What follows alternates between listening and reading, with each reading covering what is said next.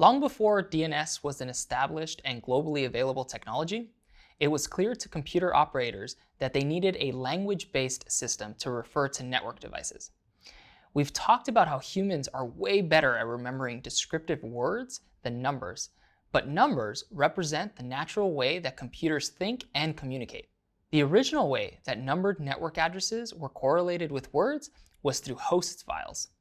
A host file is a flat file that contains on each line a network address followed by the host name it can be referred to as. For example, a line in a host file might read 1.2.3.4 web server. This means that on the computer where this host file resides, a user could just refer to web server instead of the IP 1.2.3.4. Hosts files are evaluated by the networking stack of the operating system itself. That means the presence of an entry there would translate to anywhere you might refer to a networking address. Sticking with our earlier example, a user could type web server into a web browser URL bar, or could issue a ping web server command, and it would get translated to 1.2.3.4 in either case. Host files might be ancient technology, but they've stuck around all this time. All modern operating systems, including those that power our phone and tablets, still have hosts files. One reason is because of a special IP address we haven't covered yet, the loopback address. A loopback address always points to itself. So a loopback address is a way of sending network traffic to yourself.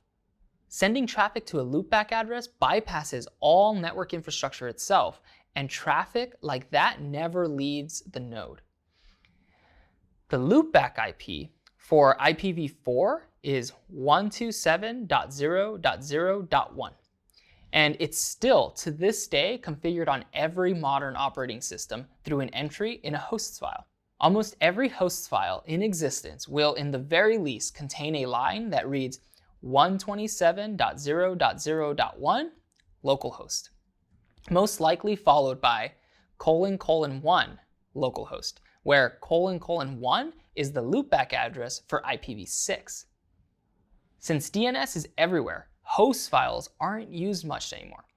But they still exist and they're still important to know about. Some software even requires specific entries in the host file to operate properly, as antiquated as this practice may seem. Finally, host files are a popular way for computer viruses to disrupt and redirect users' traffic.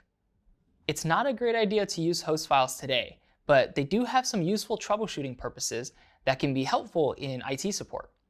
Host files are examined before a DNS resolution attempt occurs on just about every major operating system. This lets you force an individual computer to think a certain domain name always points at a specific IP. Got it? We've covered a lot, so take time to go back if you need to, and make sure you understand the concepts we're discussing.